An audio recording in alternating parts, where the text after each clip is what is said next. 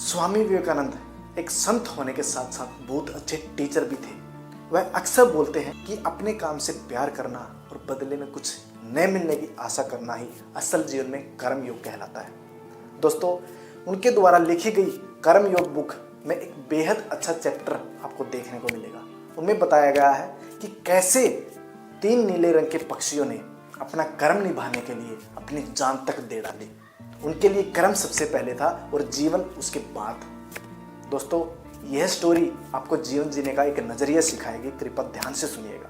दोस्तों, एक बार एक राजा अपने 2 बच्चों के साथ शिकार के लिए निकल पड़ता है और उस जंगल में शिकार करते करते कब शाम हो गई उस राजा को पता ही नहीं चला।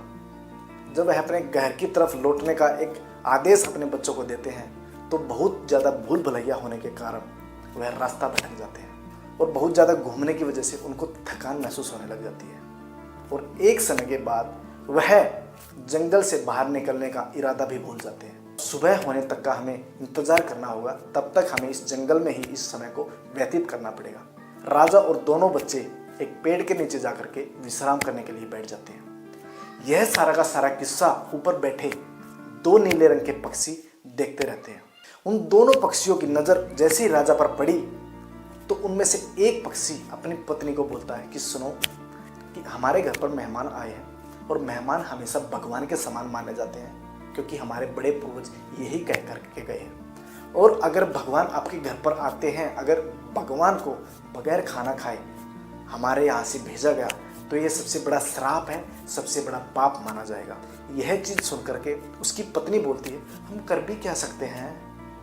तो दोस्तों, मायूस होकर वह नीला पक्षी किसी दूसरे गांव में उड़ करके चले जाता है और वहां से एक छोटा सा आग का टुकड़ा अपनी चोंच में दबा कर लाता है और राजा के पास गिरा देता है। राजा देख करके ईश्वर को धन्यवाद करता है कि भगवान, बहुत बहुत धन्यवाद आपका कि आपने ठिठुरती हुई ठंड में हमारे कोयले के सहारे बहुत ज़्यादा मदद कर डाली।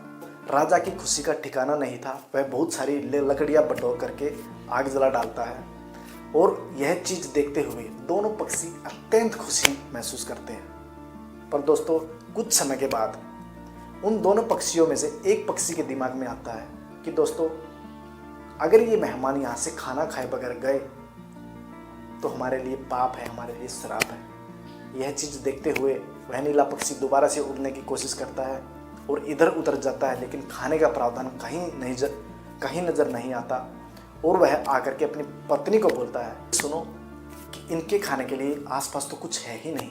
अब हम क्या करें, कैसे हम अपने कर्म को निभाएं, कैसे हम इनके लिए अपना फर्ज अदा करें। दोस्तों, उसकी पत्नी का दोबारा से यही जवाब आता है कि हम कर भी क्या सकते हैं।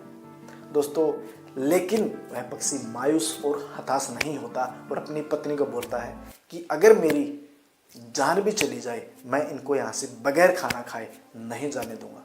और दोस्तों, और कहीं से उस पक्षी को मदद नहीं मिलती दिखी और वह जब दोबारा से उड़ने की कोशिश करता है, उसकी पत्नी पूछती है कि अब कहाँ जा रहे हो, और वह पक्षी बोलता है कि मैं अपना कर्म निभाने जा रहा हूँ। और वह 1 सेकंड के अंदर उस आग के अंदर छलांग लगा देता है। आग को इतनी सी भी दया नहीं आई, उस पक्षी को भून करके रख दिया। यह सारा का सारा किस्सा उसकी पत्नी के सामने होता है और उसकी पत्नी के दिमाग में भी तुरंत यह विचार चलने शुरू हो जाते हैं कि असल जीवन में मेरी पति की सेवा करना, उसकी बातों का आज्ञा पालन करना, उसकी हर बात को मानना, उसके उद्देश्य में ही मेरा उद्देश्य है, उसके कर्म में ही मेरा कर्म है। अगर मैंने अपने पति का साथ नहीं दिया, यह मेरे कर्म के खिलाफ है और यह मेरे लिए सबसे बड़ा पाप होगा। दोस्तों, इसी विचार के साथ वह उसकी पत्नी भी उस आग के अंदर छलांग लगा डालती है और दोस्तों, आग उसको भी भून करके रख देती है। यह सब चीज़ें उनके बच्चे देख लेते हैं। 3 रंग के छोटे पक्षी जो उनके बच्चे थे। दोस्तों, आपने कभी ना कभी देखा होगा कि हर बच्चे अपने माँ बाप से सीखते हैं। जो भी माँ बाप कुछ भी काम करते हैं, उनके बच्चे उस बिहेवियर को कॉपी करना शुरू कर देते हैं। और दोस्तों, उन बच्चों को लगा कि इसके अंदर कुछ ना कुछ ऐसी चीज़ होंगी जहाँ मेरे माँ बाप गए हैं कि कुछ ना कुछ अच्छा ही होगा।